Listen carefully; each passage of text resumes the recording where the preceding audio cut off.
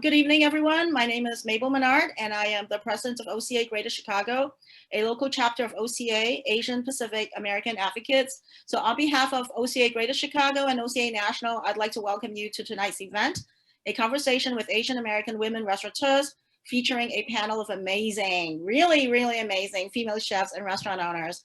So tonight's program is an ongoing conversation of OCA's AAPI Women's Initiative, which began as part of OCA's effort to be more aware and inclusive of issues and challenges that AAPI women face. The purpose of the AAPI Women's Initiative is to make space to bring together AAPI women from various backgrounds and sectors to discuss how they can uplift and support each other, as well as their collective civic power. So tonight we will hear from our panel how this translates to what they do in their profession within the restaurant industry. Just so that you're aware, this event is being recorded and it will be posted to our YouTube channel later. I would like to introduce our moderator who hasn't joined us yet, unfortunately, so we'll see what happens. But Monica Ang, I think a lot of people know already, is WBEZ's Curious City reporter. She also reports on food, health, cultural, and environmental issues at the station.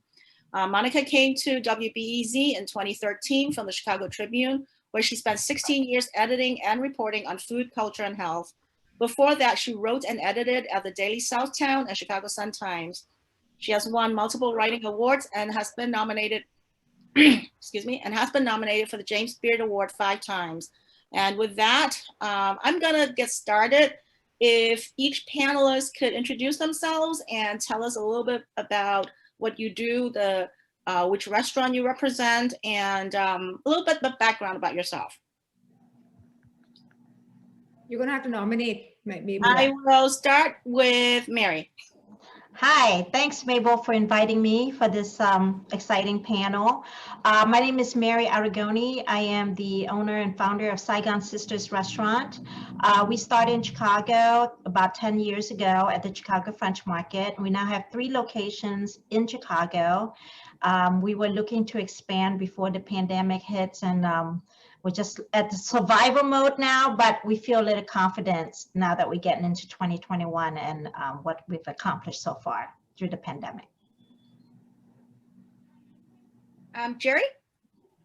Hi, I'm Geri Hernandez, owner and co-founder of Savory, Crust, Gourmet Empanadas. Co-founded it with my sister. We are a 2-site location. Our first site is in Morton Grove.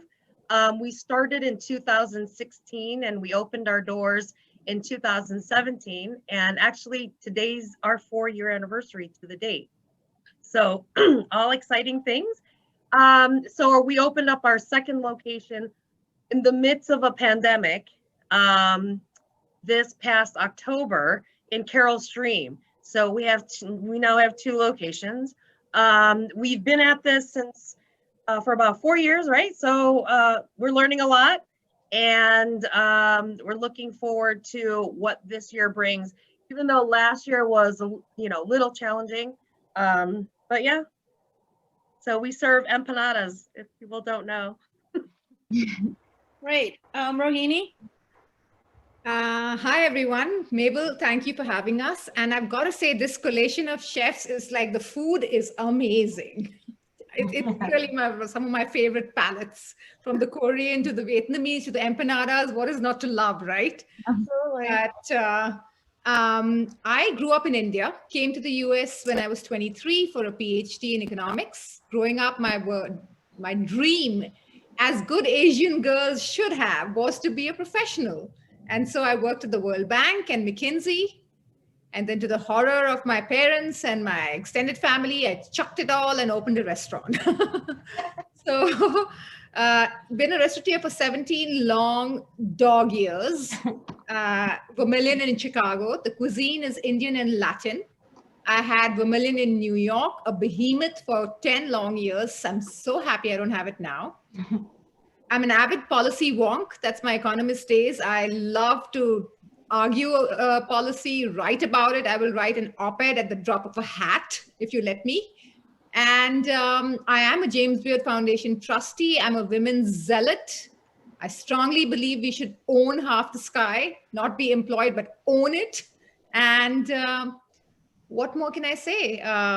I was planning Vermilion's relaunch in March of last year, got suspended and relaunched in July, which led to my opening Let's Talk, and we can talk about that later.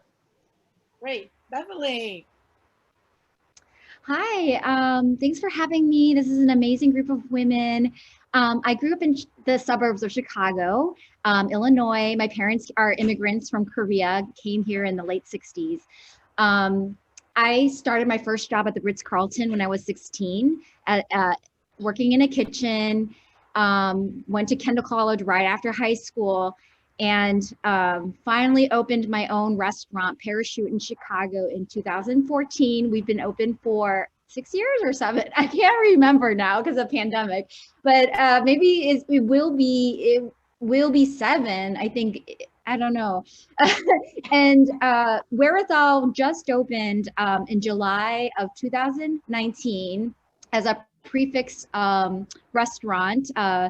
And again, like the shutdown really, we were getting a good stride, getting like in some best new restaurants, and then it closed. So I have 2 restaurants, 3 kids. I have a passion for advocating for, motherhood. And so I started a nonprofit called Abundant Setting, which we can talk about later, supporting culinary hospitality moms in culinary. So before we go into COVID, because that has affected the restaurant industry quite a bit, can you tell us just a little bit of what it's like to be a woman in the restaurant business?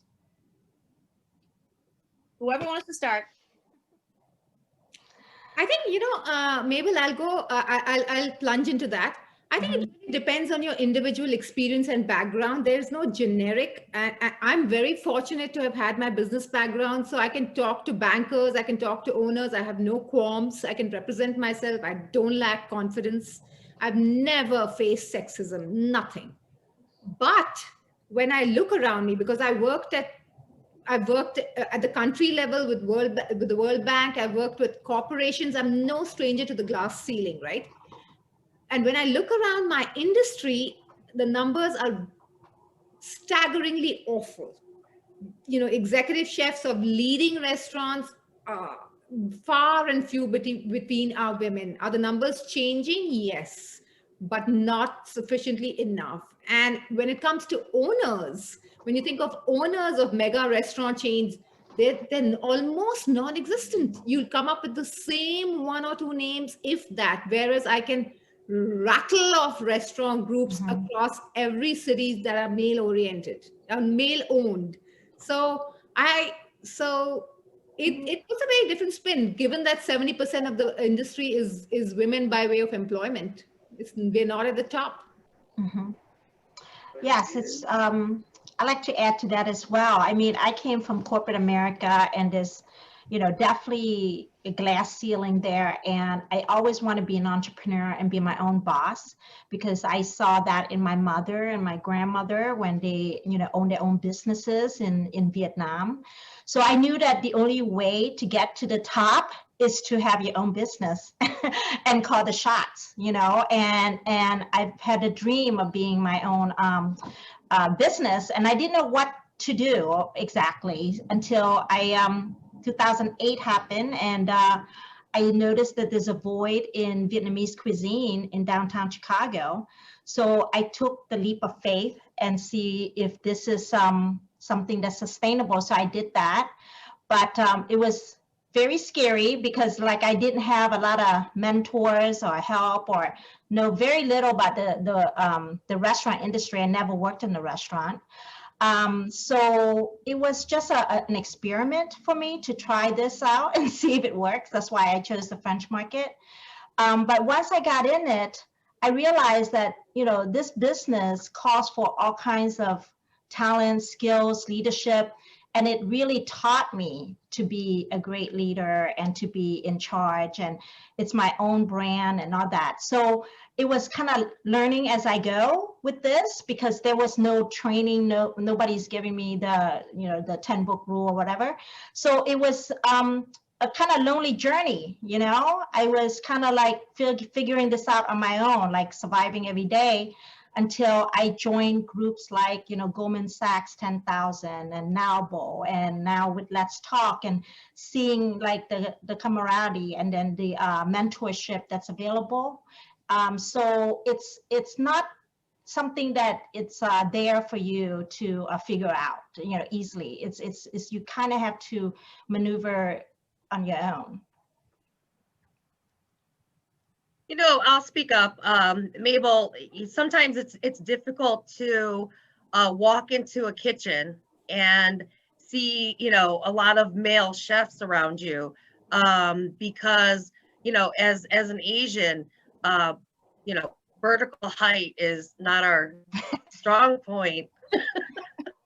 And for the most part, we have difficulty reaching the top shelf. You know what I mean? Speak for yourself. So, not being, a little shorter than everybody else, and being Asian and being female, it's very, what do I say? It's very intimidating, at times. And so I think, in my opinion, we have to have a stronger skill set in the kitchen regarding, our food and our flavor, and we almost have to double up our talent. That's how I've felt. All the male chefs that I know are amazing. I mean, they are amazing friends, are amazing chefs, are amazing colleagues. But for myself, sometimes we're so competitive that we feel, more or less a little stunted, in our own field. But that's something I think internally we all have to work on, at least for me. I can share a little bit, like I started this industry when I was 16 and very young and impressionable little Asian girl from the suburbs back in 1997. And when I went to culinary school, the reason why my dad let me go to culinary school, because if I was a son, I got into Northwestern, but he said it was too expensive. But for a daughter, so at the time, because I come from a traditional Korean background, and he's like, well, if you go to culinary school, at least you could be a good wife, right? So I went to culinary school, and to my dismay, it was very male dominated. The sheer physical labor of it, but not only that, the culture of it was like, I felt like I was in some kind of like locker room, like as they forgot that I'm there. I'm only like one of the few girls, and women.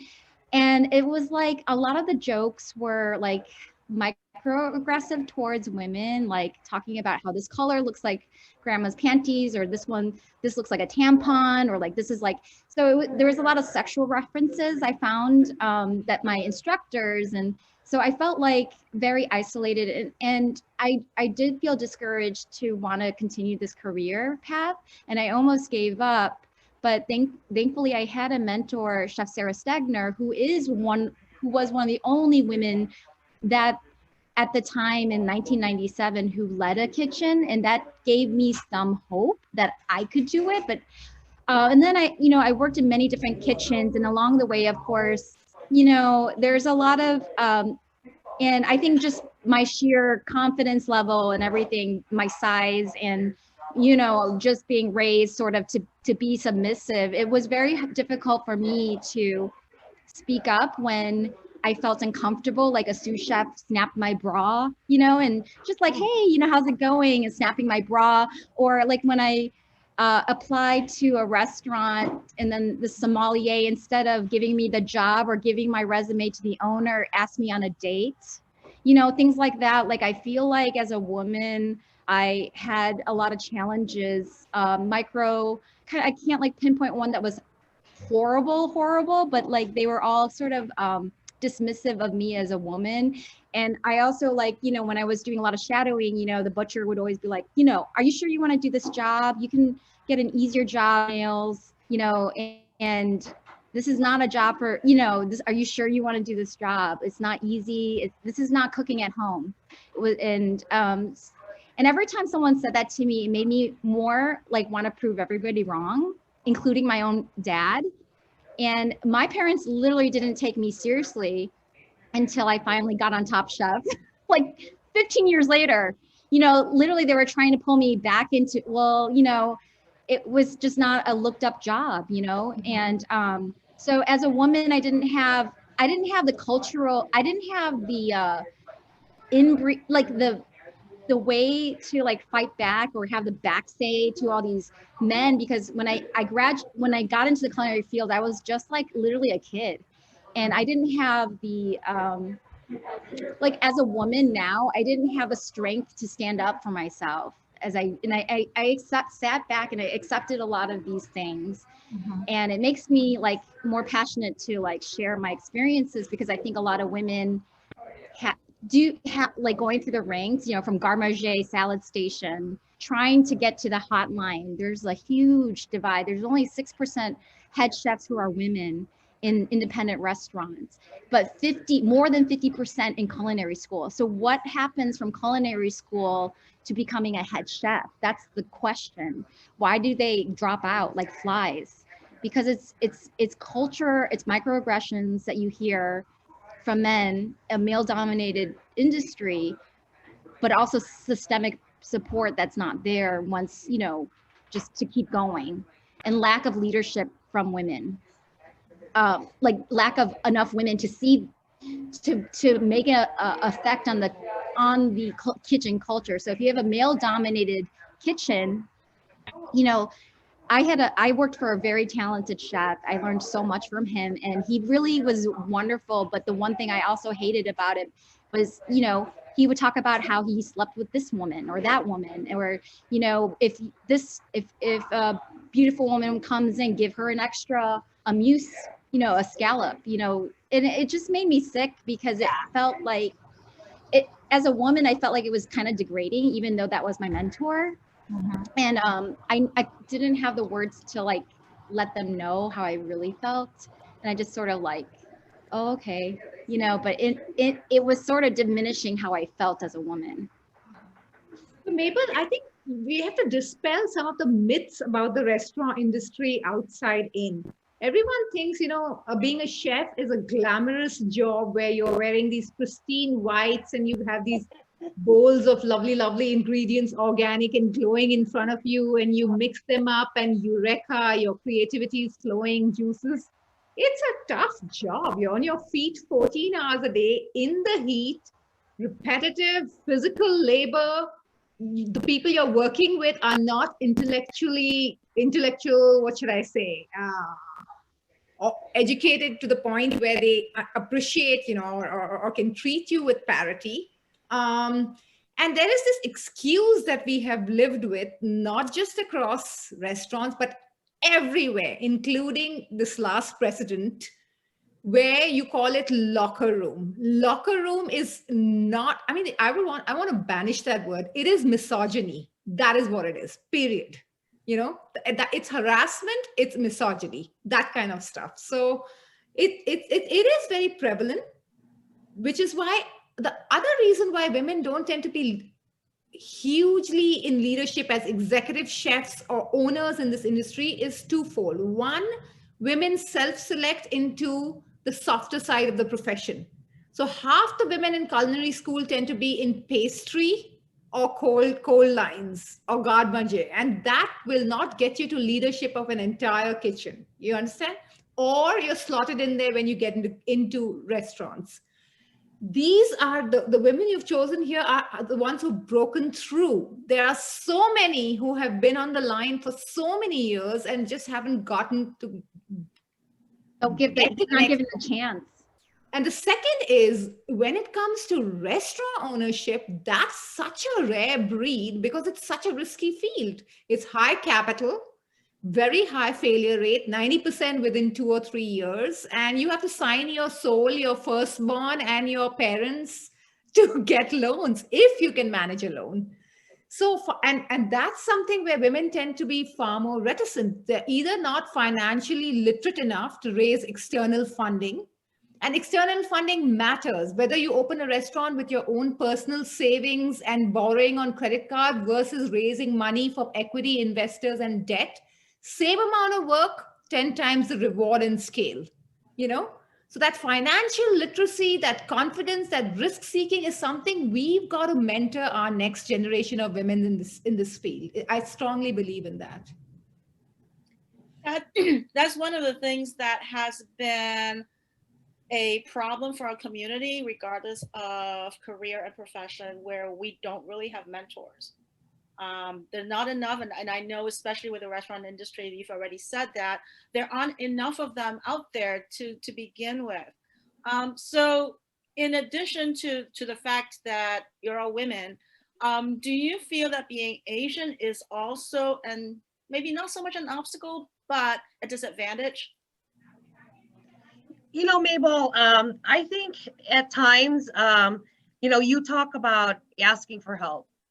And at least for me, being an Asian Filipino American, you know, we've been raised to, by our parents specifically, is to say, don't ask for help. It's, you know, it's shameful because then it indicates that we're weak, that we don't know, that we are less than. So it becomes difficult to, one, find a mentor because you don't know how to ask. You know, you don't know how to ask for help. You don't know how to delegate. You don't know, you know, and that goes internally regarding self-help and also help from outside, because you're supposed to pretend that you know everything. And we don't know everything, you know, and so you're shamed into thinking, no, don't go for help, and raise, you know, all the capital yourself. You know, you're almost a danger to yourself because you don't know what you don't know. You know, so you're put into this little box of don't ask for help and do your best with outside resources. So it gets, you know, as an adult, as an Asian adult now, it gets very difficult to ask for help. It really is. And you end up doing everything yourself to a point of exhaustion at times. Well, I'd like to add that question, answer that question about as an Asian, how do you feel? Does that help or disadvantage? I don't see that as a disadvantage, actually. I see it as an advantage because, you know, I get to do what I love and it represent who I am. So if we look at all of us, we are doing brand and products that represent our heritage. And it is kind of like, you know, a reflection of who we are. And it's like you either love it or don't. So it's as a business, we use the business platform as a way to communicate and connect and bring us out there. Okay, so I do feel that because of my heritage is why I'm doing what I'm doing. There's a purpose, there's a, you know, the why behind it. So without that, I don't think I will be as passionate about this business as I do now, because not only do I feed people really unique food that is good for you and it's not easy to make and it's hard to find, but it is sustaining. Like I want people to know the food that I love and I grew up with. So I feel that it's like a story and a connection. So I find it more as connection. One interesting thing that I learned when I lived in Europe, because I lived in Belgium for a couple of years working for Procter & Gamble. And I remember, you know, people over there, they're so much more interested in your background, your heritage. Like, oh, tell me more about Vietnam and where did you come from and all of this stuff, you know? And I'm like, how come I don't get that in the US when I meet people and I tell them, you know? So I'm just like, that is something I need to change, you know? Like people need to be more open to other culture and more interested in the person behind that, the name, the brand, whatever. So it's kind of like my goal to is to really like get to know me, get to know my culture, get to know the food. And that's kind of like how I see, you know, how I can take that to my advantage. You know, Mary, when you start seeing fish sauce out on the shelves, that's when I know we've made it. right? Yeah, I was very proud when I saw at Northwestern Memorial Hospital, they're putting Vietnamese word in front of protein bar. You know what I mean? Like bun bao, bun mi, pho. I'm like, oh my God, I can't believe it. It's right there, you know? And people are ordering catering from us and say, I want milk jam dressing. And I was like, they understand that? Oh my God, you know, so it's very fulfilling when you hear people talk your language, even though it's about food. I would echo Mary's sentiments. I don't find it a disadvantage at all. I actually flaunt it. I love it. It's the only reason why I'm in the industry, because I love the food that India has to offer. I know for a fact that tomorrow, if I convert my restaurant into hearty or rustic Italian, I will make 3 times the money. Mm-hmm. Or even if I make it a pizza with any damn topping under the sun, you know, I know it. Or chicken wings. But that's not my motivation for being here. I'm here because I'm an ambassador of my region, my country, my food. I love it. What does frustrate me though is the Eurocentric lens that we are judged on, restaurants in the US. I find that is ridiculous. People who have no sense of a palate, an Asian palate, or bold flavors, or the actual food from our countries get to judge what is good cuisine and what's not. And that has to change. I would echo your sentiment, Rohini. I was going to say, I'm so proud of Korean food. I mean, and all of our cultures, it's so deep, it runs so deep. And but even like when I was on Top Chef season 9, 2011, I remember it was a challenge because some of the chefs judged me because I used a lot of Asian ingredients. And they were saying, oh, well, she's just using Asian food again, you know, like as if it's like a one-trick pony or something. And I thought that was sort of like a little bit just like this subconscious kind of discrimination that like cuisine has to be Eurocentric in order to be taken seriously. And I think like since my season 2011, come 10 years later, we're finally sort of like not there. I don't think, but I think you still sense it sometimes. Mm-hmm. Absolutely, because I think our palates are fundamentally different. And why should they have to be the same? And why should they have to be judged by the same metrics? Like I find 90% of the food I eat in restaurants excruciatingly bland and tasteless. Absolutely, like the finest of restaurants, there may be a lot of finesse and it may look gorgeous, but when I eat it, I'm like, what? I don't want to eat this, you know? Mm-hmm. And they find my food drenched, overwhelming to the senses, over seasoned, overcooked. But who are you to tell me what's right? Mm-hmm. Right? So that I found frustrating. Yeah. I think like we've come a long way where, I don't know, like growing up in America with like ethnic food, I remember people would make fun of someone who smelled like curry, someone who smelled like kimchi. You know, they would make fun of you. Mm-hmm. And like, oh, I can smell your kimchi, or I can smell curry from Puja, you know? And I felt like it was, you know, we grew up with like in the suburbs of Chicago with racism. And it's cool now to see that, you know, kimchi is cool, you know, and, you know, people think it's cool. You know, all of these like exotic ingredients are not considered exotic anymore, but I still think there is some work we need to continue to do to build awareness that, you know, that there are behind the scenes a little like some discrimination that's related to food and people. For example, I taught a Master Chef program at Robert Morris College, and I said, go taste this kimchi. It tastes different in 2 weeks, but I want you to taste it now so you know the difference. And he did this to me. He goes, well, I ain't gonna try it because you're like this, and my aunt, or what did he say? He said, because my mother-in-law is like this, and that's what she eats. And I was like, I felt so offended, and I literally went, oh my God, the opposite, and I started crying. And really, you got to build up a repertoire of comebacks. I'm going to coach you on this. I need comebacks. I need comebacks. Like, it's just like, you know, kind of like when you're in shock that someone said something like that, and you don't even have the words to say, but when you like sit and think about it, you could have said something like more calm and just, you know, challenge them. I mean, he said sorry and I'm writing an apology letter, but I was just like, you know, there is something that, you know, maybe not all the urban areas, but like there's still like a little discrimination behind the scenes when it comes to food, or like, yeah, I'm not going to eat that because MSG, or, you know, there's just like this like tone of, you know what I mean? Like just like Stereotypes. stereotypes that we still need to break. I want the American palate to grow. I mean, Right.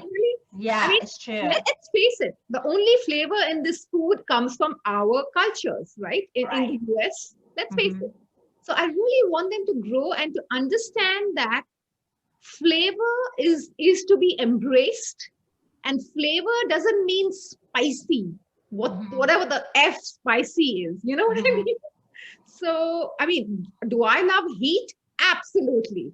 But then you can have both. And I really want people to somehow wake up and I totally. that's That's what I tell my cashier is you're here to convert people to Vietnamese food. So, you know, and basically, if you think about it, 90% of our consumers go for hamburgers, hot dog, pizza, wings, and all, and 10% is or less is ethnic. Just imagine the 90% that we can reach to convert them to, you know, Asian and ethnic food or Mexican, whatever. So I do see that there is a lot more, you know, feel for us to reach. So there will be some naysayers or some people who are just won't touch it. There will always be those people. But now that the world is becoming, you know, closer and people are traveling more, they actually are seeking out our food.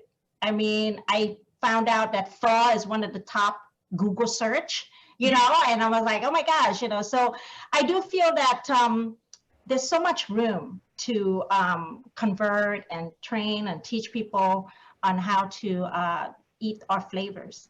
So I don't blame them, okay? Because, you know, when I was a child, I was fortunate enough to be eating on a street, going to French restaurant, you know, eating all this amazing food, you know, when we grew up in Asia or whatever. A lot of people here do not have that luxury to train that palate. So you really can't blame them if they don't understand fish sauce and this and that, you know, so you kind of have to hook them in and then convert them. So that's how I approach it, because I really do feel that, you know, we, like even my chef, my cooks, it's like, I taught you how to do this so many times. How come you like, you know, over season or whatever? It's like, wait, they never grew up with this food. They don't know this food. I should not be punishing them like that, you know, so that kind of thing. So I do have to be conscious of that. It does take us, you know, several tries to get your staff trained to cook your ethnic food. I could say it took about 6 months for our staff to know how to cook our Filipino adobo, right? So that's a mixture of, you know, soy sauce, sugar, vinegar, bay leaves, and pepper. So it's a very simple recipe, but it's extremely technical in, you know, your method and how it's supposed to taste, how much oil you're supposed to have. So, you know, it takes time, but eventually, you know, if they're the right people, they'll eventually get it. Monica just joined us. I am so sorry. I had this down for 7 on my calendar still for some reason. So we're still having a conversation. So you want to take over? Great. So I'm so, once again, I'm so sorry. What I was going to ask at the beginning was for everyone to introduce themselves, but I assume that's already been done. Yes. Okay. And so have we started talking about Let's Talk?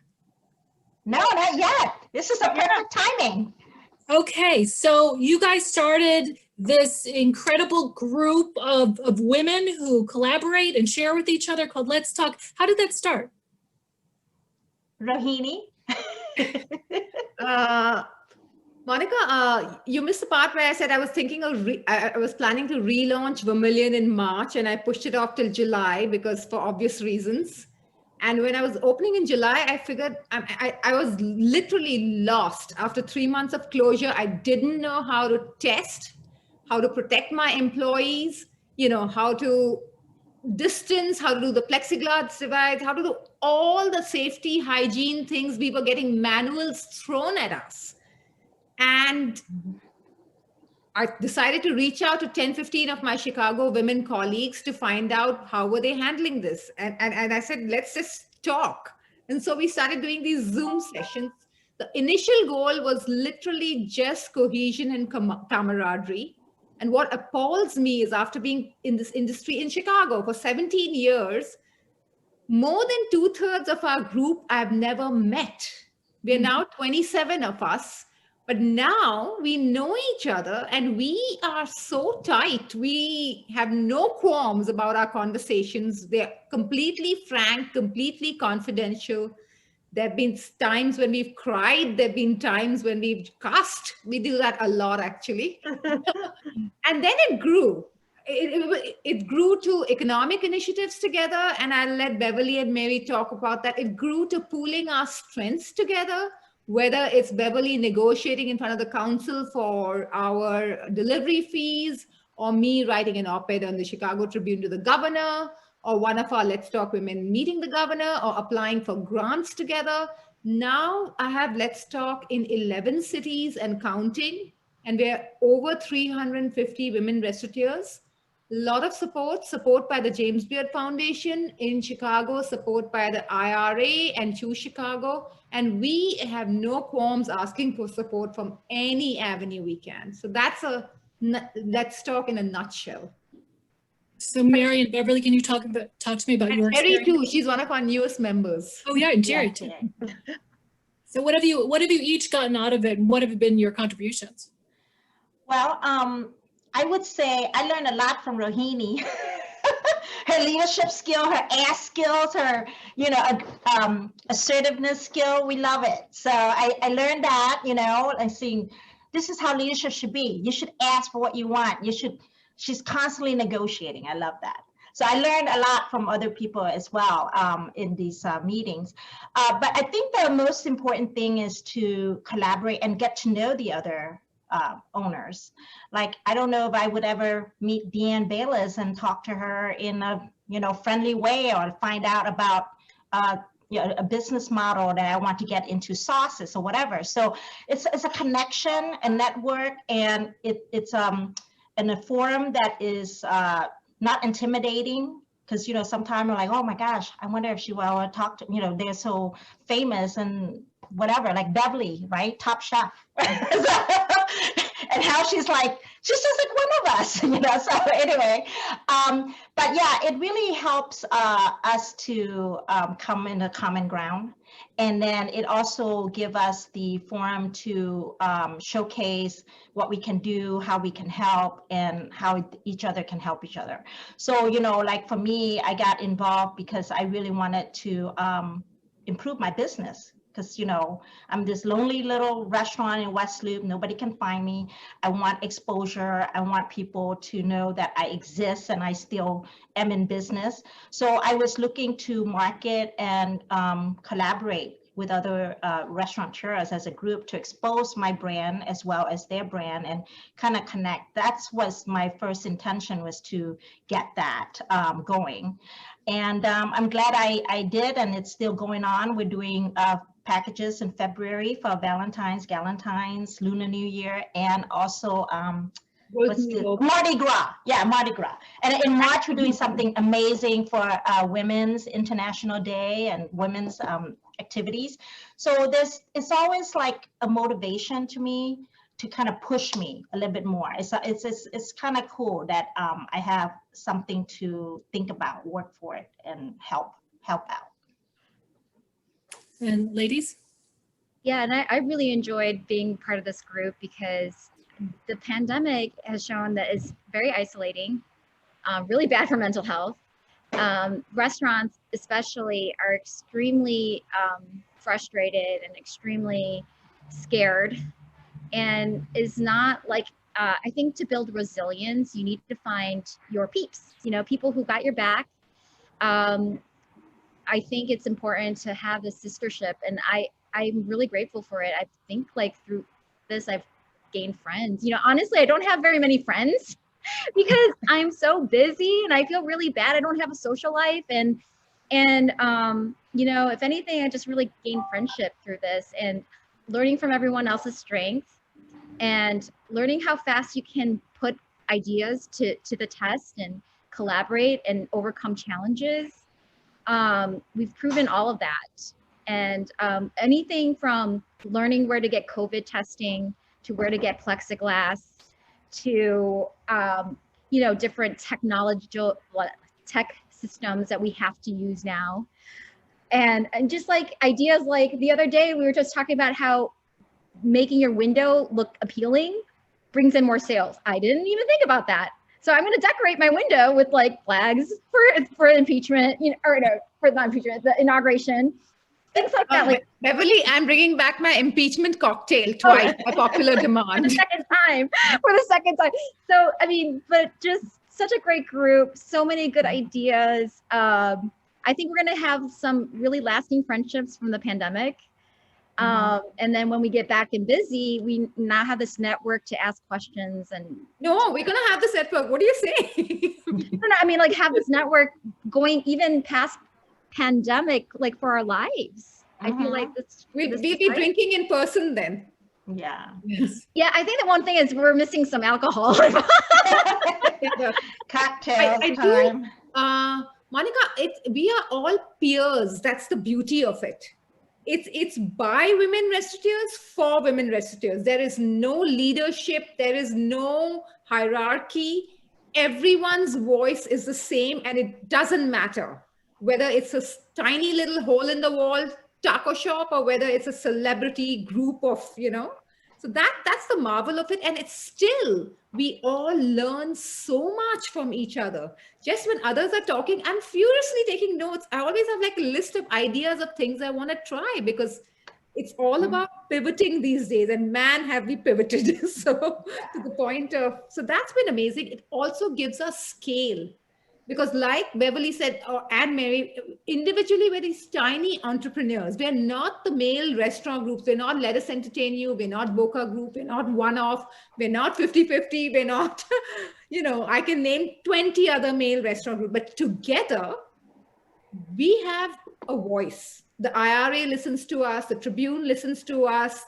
Grubhub listens to us. The City Council listens to us. That's been marvelous. And now it's paying off. So now we have sponsors who want to work with us enormously on a national level, just because they realize the brand and the goodwill that we all have combined. So that's, I think it's really going to help us tremendously. That's great. And now, Geri, I understand that you expanded during the pandemic and that you also are really interested in self-care and helping people remember that. Sure.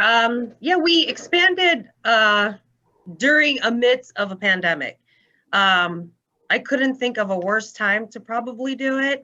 And I couldn't think of a better time to probably do it. So it was a shot in the dark. It was a leap of faith, as they say.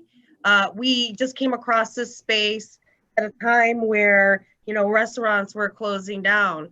And it wasn't someone that had vacated because of the pandemic, and that would have made me feel a little off if we had taken a space from a person that had closed their business because of the pandemic. So it felt right to take a space that was twice the size of our current space for probably half the rent. It was a little far. We at first didn't know, I mean, I didn't know where Carroll Stream was. And didn't realize, you know, 30 minutes, it wasn't that far. And when we moved in, it was a built-in kitchen. And I don't know anyone in their right mind, ladies, here on the call that wouldn't take a built-out, almost 1,900 square foot with a hood and a drain in the floor. So that was very appealing when we had taken on the space. We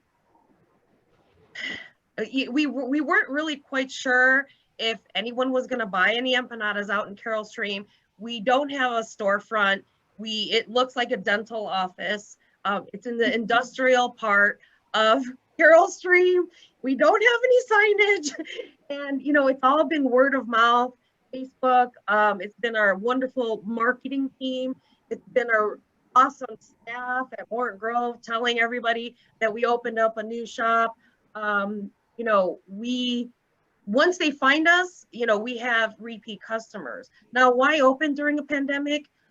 I have no clue. I mean, I have no clue why we would open another store when everything else was shutting down. But I owed it to my sister. I owed it to our staff to say, hey, listen, if you're in it, then, you know, I'm going to commit, you know, by getting this space. And, you know, we worked, I don't know, you know, half days, like 20 hours a day, or half days, right, to us. So, you know, we got up and running in less than 60 days. Wow. And, you know, probably that's seems like a short time, but in essence, it was really a long time, because every day, you know, we were waiting to open, and every day was, you know, your rent starts, and every day that you're not open, you know, you're not meeting revenue. And so those kinds of pressures were difficult, like I said, during a pandemic. So people need food regardless if we're Polish, you know, Italian, Mexican, Asian, you know, people still need food, and they're going to find food, you know, wherever you are, and they're going to find good food, even if they can't find you, you know, they can call, they can get directions. And once they find you, they'll get their food. But food is life. So that's what, you know, that we had known and banked on, saying that, well, if we make the food, we know that during a pandemic, people still need food. That's amazing you've been able to do that and make and expand. Now, Beverly, I understand in addition to raising 4 boys under 10 years old, you have been doing more community work with One Fair Wage, with Abundant Setting, and even been making baby food. Yeah. Oh, sorry. 3 sons, but I do have a new dog during COVID, so 4 sons. Oh my God. But yeah, it's been crazy. I overdid it when we, at the gateway of COVID, we really burned ourselves out. We closed for a couple months during that time. Yeah, I started thinking about how I'm going to focus my energy on something positive. And, you know, the Me Too movement, and how I struggled when I had a baby, and this, you know, hey, we're going to rebuild now, you know, like it's on shambles. A restaurant, like there's no normal right now, right? Every week you're changing. So if I want to go back, like all those things that you felt like, oh, this isn't right, and we just like dealt with it. We should deal with it now, going back into it and try to fix it, because this is the moment, you know, because, you know, we have to fix what was wrong with the restaurant industry. You know, there's a lot that was great, but there's a lot that was wrong. And I think, you know, I was just telling them that, like, when you get into culinary school, there's more than 50% women going to culinary school. But when you get to head chef, restaurant owner, it's like 6% of head chefs are of independent restaurants. 22% is the data I got from IRA. Nationally, restaurant owners and head chefs of all restaurants, including QSR, like fast food. So it's still a small minority. And I'm very passionate about like empowering women, because starting at Garde Manger and getting to a head chef to own my own business, I feel very privileged. I feel very, very privileged. And I think I'm very passionate about like talking about the systemic issues. You know, we work Fridays and Saturdays. We work till 2 a.m. cleaning, you know, and people don't know this. What daycare is available on Fridays and Saturdays and Sundays until 2 a.m? Restaurant industry workers are the biggest industry of minimum wage workers, sub-minimum wage workers. We are the largest industry, but we also like depend on a lot of people having to work 2 jobs to make ends meet. This has got to change. You know, there's a lot of things that have been broken. The math doesn't make sense. The people who work the hardest don't make the most necessarily. And if probably for a long time, the people who work the hardest don't make the most. That's the problem that I like. The dishwashers, you know, you can't really make a living. And it's so, it just, to me, I'm very moved right now. I feel very grateful to like be talking to leaders who feel passionate about like moving forward in a progressive way. And I know not everybody wants to change, but I think like, as you can see, it's broken. This is, if we're going to change something, let's change it now or talk about it. We don't have to commit to anything. We can just talk about it. We could just get the conversation going. I've been doing a lot of community meal relief. So Wherewithall turned into Wherewithall Canteen. So it's pay if you can, but don't pay if you can't. And it runs 4 days a week from 10 to 2. And I partnered through Community Kitchen Ed Marzuski.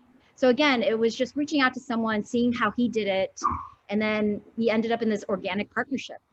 And then our nonprofit focuses on dropping off 3 family meals a week to a working mom in Chicago.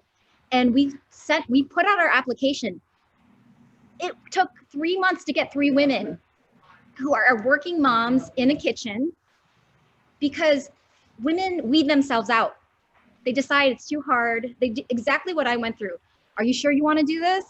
There's a lot of easier jobs you can do than continuing this job and being a mom. Once you get to that stage, you know, where you want to grow your family, you give up. And so we found 3 women. One's on the south side, 7,000 South Chicago, and it has 8 children. And she's working her ass off at Mariano's to make a living. And her dream is to own her own thing. I'm going to support her. There's another mom who works for Honey Butter Fried Chicken, and her dream is to open a sandwich shop. I'm going to support her. And then there's another mom, she's furloughed. She was a corporate chef, and she's so distraught. She doesn't know if her career is going to continue. I'm going to support her. And now we have a network of women who are going to be that mentor to them. And what we can give to them is meal relief, not necessarily childcare grants or anything right now, but we can definitely give them food, and it nurtures their heart. It gives them nutritious local foods by a chef, and mentorship. And it's super powerful. One person, if that person can become a leader, you just resonated generations. So that's my passion. So that's amazing. Yeah, I think Monica, if I may add, this is a tricky topic, you know, fixing the industry. And I don't think the onus should fall just on us restaurateurs. Absolutely not. It's got to be because we are already at single-digit margins. And if there's one community that gives back so much, whether it comes to relief or charities, or each one of us has 3 causes that we're supporting. So I don't think we can fix it from within. We do need the help. The government has to step up and help us provide at least a minimum $15 wage to everybody. Our lobbying has to get away from the tip credit model, because that is exacerbating disparity, and that will not happen until the chains have control of the NRA and the lobbying field. So let's be clear, it's a very money in DC kind of thing, like any other industry.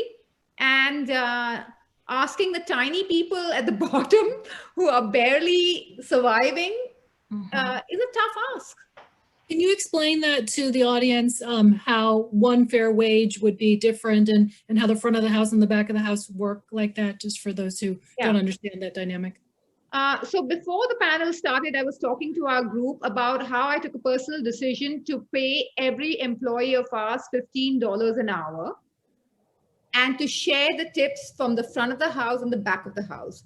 The norm in every state, you are allowed to take a tip credit. I don't even know what the tip credit wage is in Chicago. I believe it's $6.25 or $6.50. I don't know. But you're allowed to pay your servers $6.50 as long as they get to keep all the tips.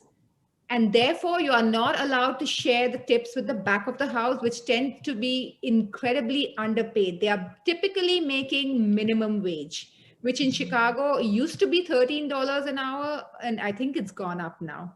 14. Yeah. So So the back of the house, who's on their feet, in the heat, in the grime, hard labor, tends to make a fraction. And these are the people, the chefs, the people who are prepping, who are cleaning, and the people in front rake all the money. And that is the way the law is set up. And that is the law that is being perpetuated by all chain restaurants, casual CSR, what does it stand for? Casual. Yeah, quick serve. And quick service restaurants. All of them are lobbying to keep this tip credit in place, because for them, it's much cheaper to pay their employees $6.25 as opposed to $13, or even add, God forbid, add and make it a livable wage. So this is something that has to be tackled by national policy, and it won't It has to be across the board. And sometimes we forget how women who are servers can often feel very pressured to ignore the sexual harassment because they know that they have to get that tip. And if they tell the guy to keep their hand off their butt, they might not get the tip. And it's just, there are special considerations for women. Now, I remember when we were sort of prepping for this yesterday, you talked about this group also making you remember something that I hope we're all remembering during the pandemic, that there's no shame in asking for help. And yet Asians can often prize self-sufficiency and not whining about your problems. How has this taught you to reach out to others? I think Mabel asked this one already, Monica. Oh, sorry. Okay. Geri kind of brought this up. So, yeah, because I mean, it's one of those things that it's kind of like in our quote unquote DNA, in our culture, that you don't ask for help because it shows weakness and it's shameful. But I think especially when you are in a very pressurized environment, you're not on your own, and you really do need to make sure that you take care of yourself and you ask for help if you need it. Geri, you want to add anything more to it? No, it goes part to delegating. Sometimes, I mean, I still get this. Do you speak English? Boy. I do. I really get that. And it's, I don't know why it's still there. And when you're in the kitchen, I guess I feel more comfortable because we're all from different backgrounds, and they all speak different languages. There's, Spanish, there's English, there's, we've had Korean, Chinese, we've had them all. We've had Slovakian, Polish. So, it's very comforting in the kitchen because there's lots of things going on. But as an Asian American woman, like I said, I've always found it difficult to ask for help and also delegate. Not only because of our size and stature or lack thereof, but it's I would say we're stereotyped into, if we're Asian, that means we're quiet. We're not outspoken. We keep to ourselves. We don't swear. I've broken all those in my whole entire life. And then, you're casted as this person like, oh my God, she's drinking and she's swearing and she's loud and she says what's on her mind. So, I know when when you see an Asian woman, they're supposed to be quiet and demure and polite and not offensive. And sometimes being not offensive is not being honest. Yeah, I've made it my life's work to break that stereotype with anyone who assumes it. Well, for consumers out there, I know we recently got a question on Carrie City, like, what's the best way I can support a local business in Chicago? And I still think there are a lot of people who don't understand how the third-party services work. Like, if you were to have an ideal way that someone could support your business, each one of you, what would it be? Order directly from us. And not go call call or go to our website and just call us, and then all that is direct connection to us. The money comes to our account, not through a third party and holding it for like a week until we get it, minus the commission fees. And it's also, the other thing is, it's so hard to reconcile all these orders, because if you have thousands of orders from 5 different platforms, you don't know if, nowadays, I don't know if you guys have this, but if a customer call like Grubhub or DoorDash and cancel because they didn't like the food or the food was late, they cancel without even talking to us. And then I've been seeing that a lot lately. And I'm like, why is this $100 order cancel? Because the driver was 10 minutes late. But like, they didn't even consult with us. Those kind of things, it's like really hard to manage. You just feel like you're just making money, you're just making food, but you're not sure if you're getting paid for it, or that kind of feeling. So I do feel that ordering directly from us, we love the connection with people when we see them come pick up the orders. We don't like to go through just machine and whoever is going to. Ghost kitchens competing with us as well. We love this, dine-in service is part of that's missing right now. And doing assembly packages and not knowing who it's going to is no fun. It's not fun for us. We're here to really have the connection with people and to serve them really good food. That's really why, we exist. So I do think that, technology can be a burden or a blockage for us to have that connection with service. So. Okay. One way that customers can help or patrons is it's so simple. Take a picture of the food and post it online. It doesn't cost them anything more than what they've already spent. And people will probably thank them for turning them on into a new food or, sharing their experience. Because we are quick service. We haven't had any dining or tables. So we've had to rely on, that patron's maybe 5 or 10 minute interaction, and we had to wow them in like 5 or 10 minutes. And then we had to somehow convince them to go online and post how they felt, or how we made them feel, or what our food, made them feel, or what it reminded them of. So we also, number 1 is posting online. Number 2 is getting our customers and our patrons involved in being able to navigate their own goodwill, because during the pandemic, people just shut down, right? They were all enclosed. They had no way to help. They can only help themselves. They had no way to help others, no matter what they were seeing from the media, right? They were seeing, people getting sick. They were seeing people struggling at the hospitals. Their loved ones were working at the hospital, and they didn't know how to help. So what we did was we created Buy a Hero a lunch program, where they were able to go online, click a button, and we would communicate with them on when we would be delivering these meals. And they would all of a sudden see it on Facebook that their contribution, fed 100 hospital workers. So this went on for months, and it helped people channel some of their, anxiety into say, okay, it made them not feel helpless. So that was, I think, the beauty of all that. Beverly, Rohini? So I would say 3 quick things. One is give the gift of food. So don't abandon all those chocolate boxes and electronics, and with the exception of books, but give the gift of food. 2, I'm biased towards women chefs and restaurateurs. So do your research, figure out who your 27 Let's Talk Chicago women restaurateurs are, and buy exclusively and only from them. That's number 2. And that includes all 4 of us. And number 3 would be open your minds.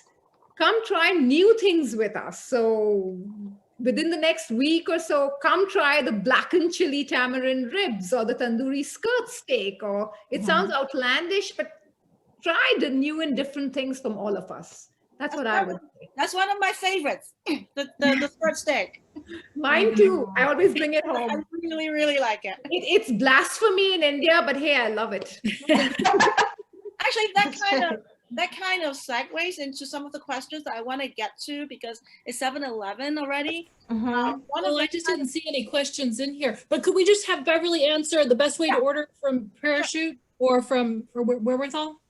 Yeah, so Parachute, like if you guys don't, I know a lot of people aren't into Instagram, but it's the easiest way for us to get our message out. And I've realized that like a lot of people are on Facebook, but for restaurants, it's easier to do Instagram because it's like very, very fast. So Okay. if you don't have an Instagram account, please follow us on Instagram and do everything that these women said. And, you know, even with the like Wherewithall Canteen and our moms programs, even though we are a small independent and we're doing like nonprofit work, it does also help pay for work and our service staff.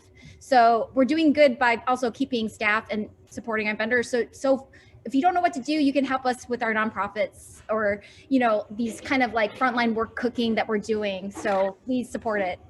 And you can find that where on your website or? Yeah, I put it under Chef Beverly Kim. Yeah, just go to the websites. I think the best way to get all the information is through our websites, wherewithallchef.com and parachuterestaurant.com. And then super quickly, I tell people tip well, cash might be best, and maybe avoid credit cards if you can. I prefer credit cards. I hate dealing with cash. Okay. I think back in the day that was the case, but I don't think Mhm. that's the case now. I think everyone's more online. You know, there Yeah. are, but like she said, like if you can go directly to the restaurant instead of going through the third party, they do take. We had to go through a whole city council meeting just to get a 15% cap Mhm. on the third parties. I mean, we're not even making a 0% and they're taking 15%. So Right. just go directly to the restaurant. Mhm. Okay. Sorry, Mabel, did you see some questions from the Yeah. audience? There are a few questions here, so let's see how many we can get through. One is, as we enter into the new year, what are some things we can do as an industry so that we recover better versus just going back to the way things were? I think we touched upon the equity and the pay model. We touched upon supporting women in the business. We touched upon working mothers. Mhm. Uh, Yeah, I think the work-life balance, you know, people shouldn't be working 80, 100 hours a week and get paid nothing, you know, like, so that's definitely something we need to change. You know, I also think that, you know, the pandemic forced everybody to look at the smaller restaurants, you know, as the Cheesecake Factories closed down, you know, and the larger restaurants closed down, and the smaller restaurants, the lights stayed open. The lights stayed on, I should say, and our doors stayed open. And I think moving forward, to answer Seth's question, is that pay attention to the restaurants in your community. The ones that are on the corner, the ones that are the mom and pop shops, the ones that, you know, where the owner is in the kitchen sometimes washing dishes or taking care of a customer. Because those are the ones that, you know, are kind of the backbone of some of these communities. Mhm. Okay, we've got another question. Oh, one more thing I want to add is, go ahead. Oh, no, but go ahead. Do you have more? I just think restaurant industry, I mean, if Let's Talk showed you anything, we should reach out to our cohorts, you know, and collaborate and talk and have these conversations. I think the pandemic helped us to feel less shy and less focused about ourselves and like try to tackle these bigger questions all together. Mhm. Okay, we have a question saying, what steps can be taken to educate others on being more inclusive in the restaurant industry? it doesn't have to start with the restaurant industry. It can start at home. It can start in any industries. It can start in the Senate. It can start in the House. It can start by having a first woman president. Or how about a woman pope? Where do you end? Are you saying that watching these congressional hearings, you don't see a lot of white men there? It's like, oh, crazy. Yeah. Are there resources you found yourself leaning on during this pandemic to survive? Yeah. Such as? I was going to answer that first question. There is Oh, sure. this one fair wage. Well, there's this group called the High Roads, and they do have like a system where they teach you how to be inclusive in the restaurant. So I would reach out to them. So like they have materials, they train your managers, and that's what I haven't taken it yet, but I'm interested in taking that class because I want to educate myself and be better. Mm-hmm. So then I know there's a place called High Roads. Resources leaning on during this pandemic. You know, the Let's Talk has been great. Just staying on top of grants, because there are grants available for restaurateurs. I signed up anything SBA, and I just have a Google search for all these like grants, and I try to have it populate in my emails because the grants are helping me survive. And connections, all your connections, all the people that I've personally reached out to the people who patronize my restaurant, you know, the highest number of the guests. I've actually personally reached out on chat. Hey, can you come out and support me? Can you just like Instagram about this? I mean, it's really that guerrilla warfare because I feel like we're all like fighting for everyone's attention, and that personal touch, you can go back to that personal touch. We're putting flyers on every, you know, corner, you know, I mean, it's like marketing I never done, like back into the 1960s or something. That's the kind of marketing we're doing. We're picking up the phone, calling people, writing personal emails for help. And I think that's been resourceful for me. Wow. For me, it's been in the morning, it's been my run, which is therapy. In the evening, it's my rum and coke, which is also therapy. And Let's Talk has been just magical for me because it's not just buddies, but it's also buddies and a board rolled into one. So I feel accountable. I feel like it keeps me on my toes, and they kick my butt. Like I need to step up, and I love what everyone's doing and the hustle. So that's been just magical for me. Sanity on the home front and not sweating it, because I'm losing and bleeding so much money every month that we just want to wait it through. Some of the resources that we have leaned on was we had asked who needed help and who needed help the most. And so when we looked at who we could help, that inadvertently helped us help ourselves, you know, because I don't know what helping others, what that magic held. You know, not only did it feel good, but it introduced us to, you know, probably 21, 22 hospitals that we would have never been in contact with. So the amazing people that, you know, they had families. We also leaned on, well, for myself, I leaned on my staff, because, you know, not only is it a family business, but they spend 8, 12, 16 hours here, and they're pretty much your family. If you don't admit that, they really are. And so we leaned on each other for support. We made sure that everyone was doing okay. Did they need a day off? That their families were doing well. So it was leaning on each other from the inside, and asking outside, how can we help you? Geri? I mean, you know, the Let's Talk definitely, but I do find that there's a lot of interesting resources out there that even provide you grant. Like I'm going through this business education training right now. It's called Neighborhood Accelerator or something like that. It's kind of like the Goldman Sachs business education. And they give you grant at the end of your class, you know, like $20,000. That doesn't hurt. So, but it helped, like there's so many organizations out there trying to help business survive. So they're giving free mentorship, free advice, free education, capital needed, that kind of thing. So I go and look for those kind of things so that I can, you know, learn more from them or get ideas. So there's restaurantowner.com. That's another great resource. They have really wonderful webinars and teaching you how to survive through this pandemic and what other people are doing, what the big chains are doing, that kind of stuff. So besides, you know, the grassroots thing, there's definitely more that we can look for. You just have to know where to find it.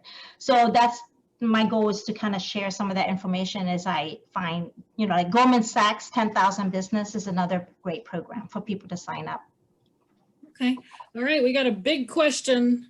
What do you all think of the cultural appropriation of your culture's food?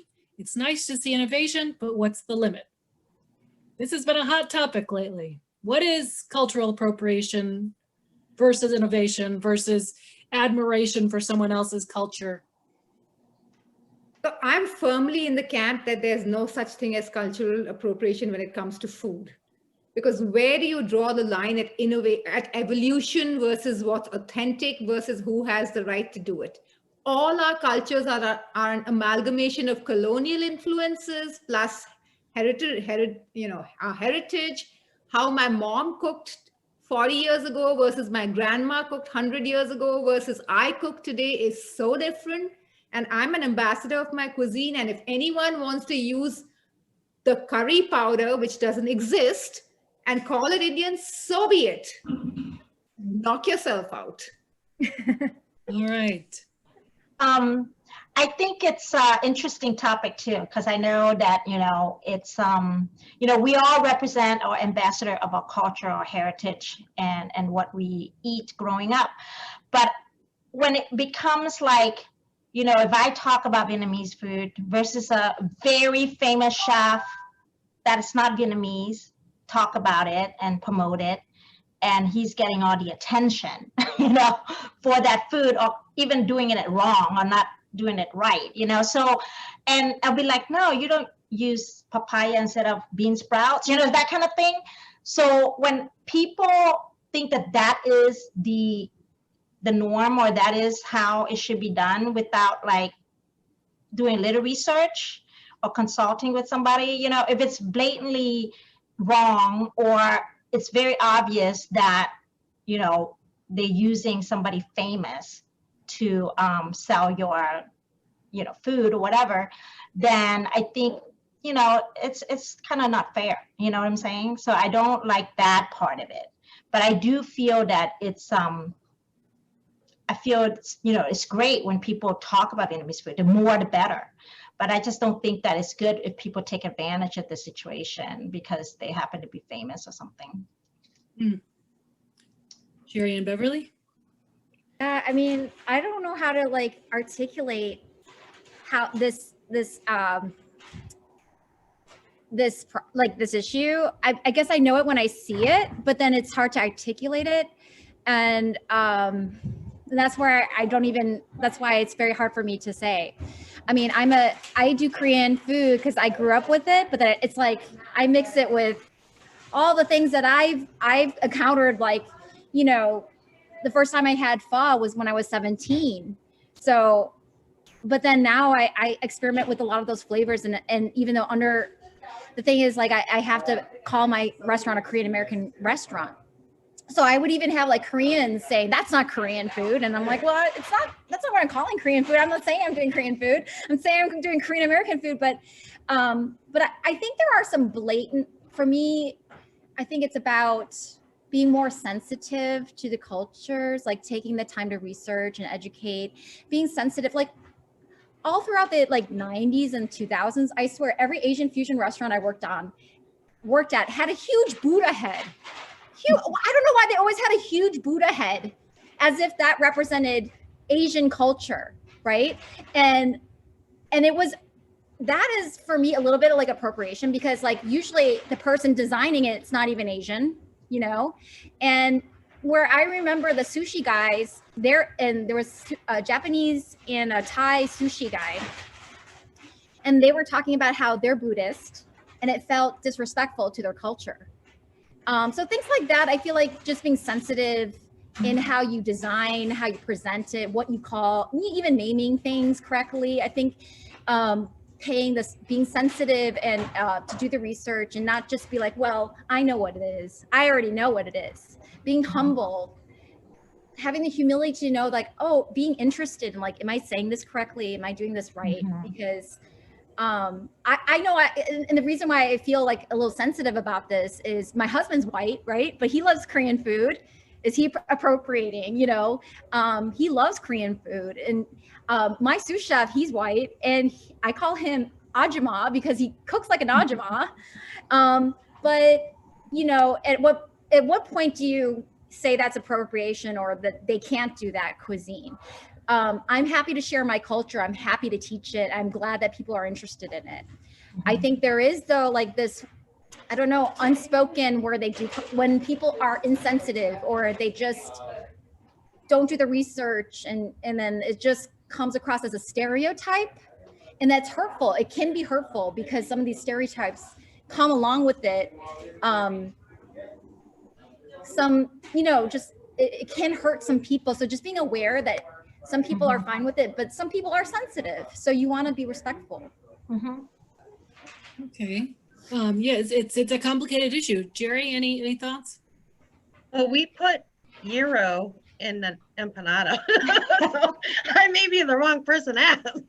That's innovation, Geri. It is. It's innovation and fusion. Steak in my tandoor. So, hey. Well, like this restaurant behind me, this is 1940s Randolph Street. This is across from the Oriental Theater. This was my grandfather's restaurant and my great-grandfather's restaurant, and half the menu was American food: fried chicken, steak, shrimp cocktail. And so you could say he was appropriating American food. It's chop suey and half the menu, and then you know, strawberry shortcake and pumpkin pie for dessert. That's cool. Parker rolls. Monica, how do you feel about this issue? Good question. I feel like, you know, cultures have been colliding since the first amoeba met the second amoeba. And there's nothing that's completely pure that has never been mixed. Right. But there can be people who are insensitive to other cultures for sure. But I believe that these things have always been mixing, and just like Beverly, I don't know exactly, you know, how to say this is definitely appropriation, but people have been borrowing from each other and paying tribute to each other, or offending each other for millennia. I want to get to the last question, which is, do you all feel prepared for the changes in service as restaurants hopefully start to open? And what new systems are you establishing to put people at ease to return to eating in public? I have not even remotely thought about reopening. But that being said, when we did close, we did everything under the sun, from temperature checks to weekly entire team testing, plexiglass divide, GPS ionization system. What else did we do? Of course, all the distancing, mandatory masking, sanitation. I think we were so safe. And if you look at the standards of what's going on in the White House, then what? You're having huge parties with no masks. Yeah. Yeah, I mean, we definitely have to continue with you know, the glove, the mask, sanitizing, everything, but it's not going to go away until the vaccine is, you know, available to everyone. So meanwhile, you know, if people are sick, they need to stay home, even if they have a cold, you know, that kind of thing. We have to be extra careful now, more than ever. And our industry is very sanitary. I mean, we have Department of Health and have to test, you know, pass this and that already. This is just another step. So it's, we're used to it, and we're going to continue making it so that people feel comfortable. But yeah. Anybody else want to comment? My mentor did a really smart thing. So every like email that she sends out, like for like a new event that she's doing, she adds a little like disclosure, like we take the health of our staff very seriously. So, you know, because like you have like 10 people working, right? Or, you know, in your staff. one of them is going to have some kind of exposure. So like, for example, 2 weeks ago, we had a staff member who was having symptoms. So we just completely closed the whole restaurant, even without knowing the results, because we're just not sure, right? So while you're waiting for those results, and it sort of affected even like Christmas packages, you know, and to the point where Christmas packages were falling behind, and 30 people were waiting late because it's just like all that time that we could have prepared for it, we didn't.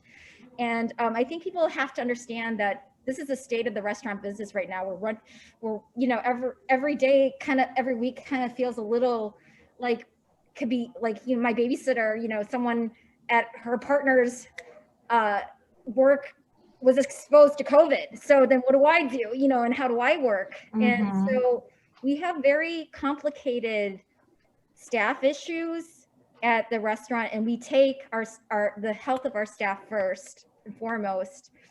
And so if we have to cancel an event because, I don't want the business to have so much pressure, and then our customers not to understand that sometimes we can't hit all these things because something comes up and we're trying to protect our staff.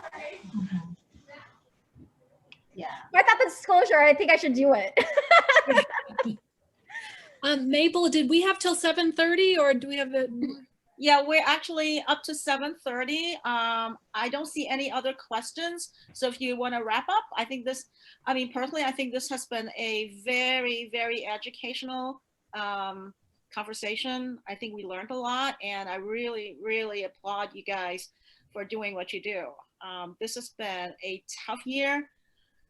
Fingers crossed, things will get better. It will. I know it will eventually, but it's just a matter of when. And based on what I'm hearing and what I've heard, the fact that you've been persistent and you've been doing what you feel that you need to do, I think that's what the audience has been hoping to hear.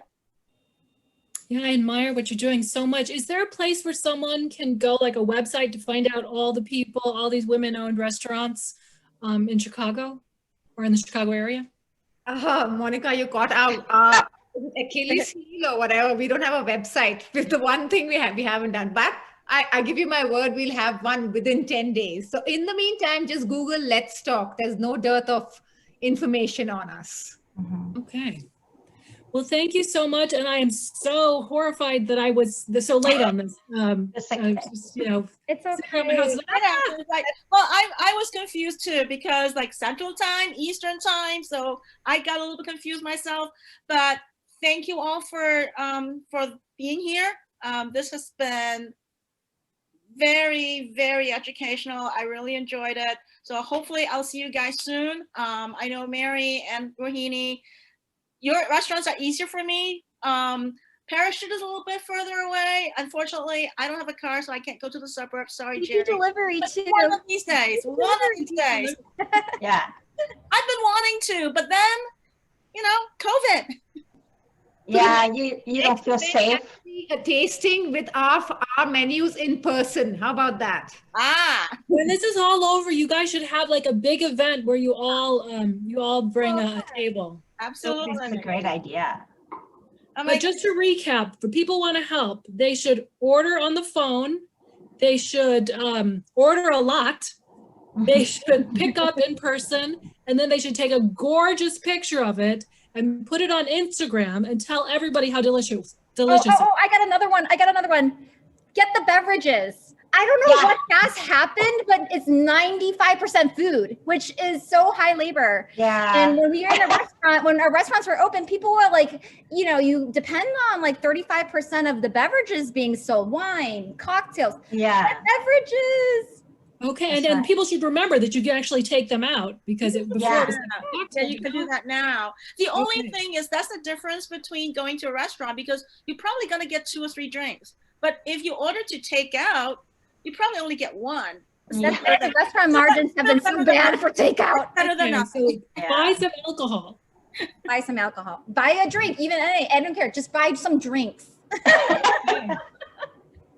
Great tips. Right. I'm going to put them you. out and push them out to all my friends too. Thank you guys so much. Support Let's Talk Restaurateurs and gift only our food.